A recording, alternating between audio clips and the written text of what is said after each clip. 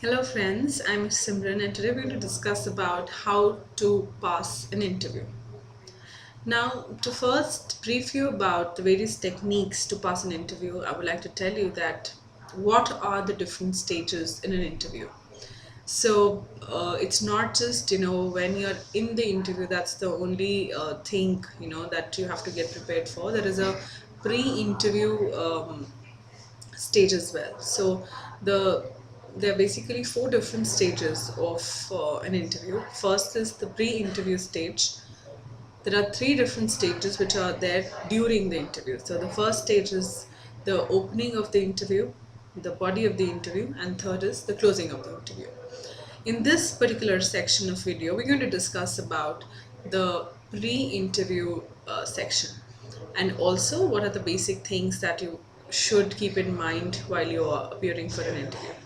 Now, in the pre-interview section, the first thing that we all should ensure is that the resume is made in the right way. As nowadays, the application is done online through various sites, and your resume is something that goes to the recruiter first. They screen the resume. That's the first interview that you go through. So it's not you really cannot present your skills face to face or verbally, or you cannot tell people verbally about your expertise, your experience, your achievements, but it's the resume that speaks volume for you. Hence, it is imperative that the resume that you all make should be in the right format and should be updated. Second thing, is that you should keep in mind is that you prepare to have an formal dress for your interview. So this is something that has to be done before the interview. So having a formal dress ready for the interview. So men, can have, of course, trouser, shirt with a tie, and for females, it can be a sari or a business suit or a kurta, salwar kurta, kameez, like that. Third thing, it is also pre-interview stage, is ensuring that you reach the interview venue at least half an hour to 45 minutes before time. Now, this is going to ensure that you are not really in a very very quick mode. You've reached before time, you have the time to relax, to sit, to understand the place, and to really breathe and not to feel so anxious about the interview. And so you have some time to relax and to have a feeling of the place. So reaching before the interview is again a very important factor that helps you build more confidence, and that helps you be relaxed and hence perform better in the interview.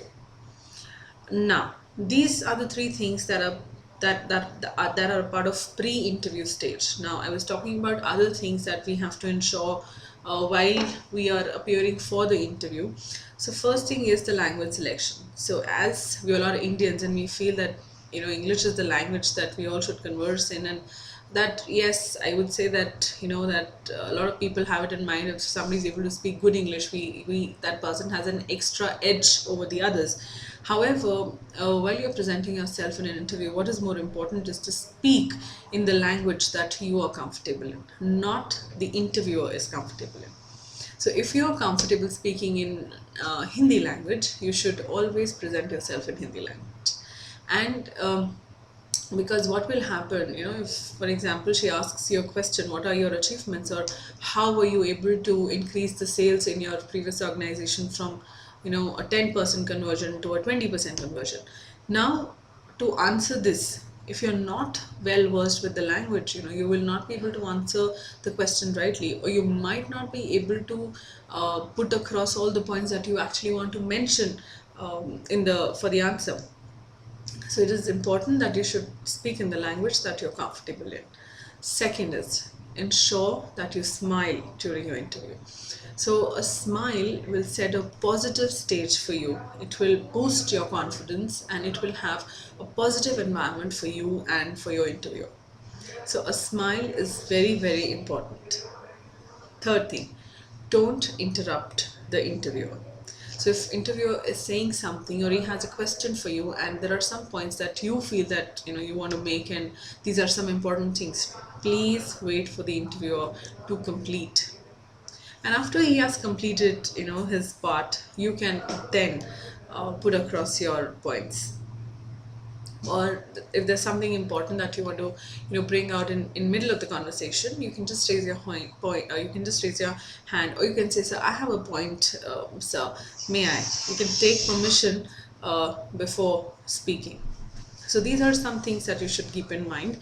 Now the fourth thing is answer to the point. So if there is some question that has been asked to you, and I come across this. So for example, if I'm doing a trainer's interview and I'll ask him or her that how to calculate throughput, or what is the difference between throughput and certification percentage.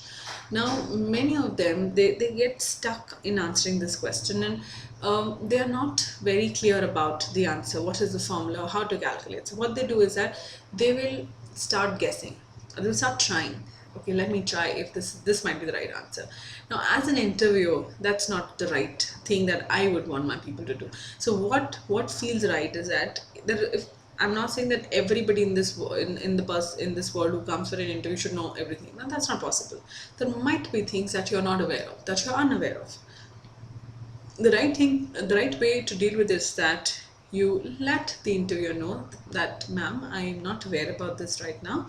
However, if I work with the organization and you give me a chance to learn this, I will definitely learn it and I would know what it is. Or, ma'am, if you can just explain me, I'm not aware about this. So let the interviewer know that this is something that you're not aware about. Don't try to hide your weaknesses. So because somebody who's sitting on that chair and he's interviewing you, or she's interviewing you, they would be able to gauge what is your skill set, what is it that you know, what is that you don't know. And accepting the fact that I don't know this, but I'm keen to learn this, gives a very positive impression to the interviewer.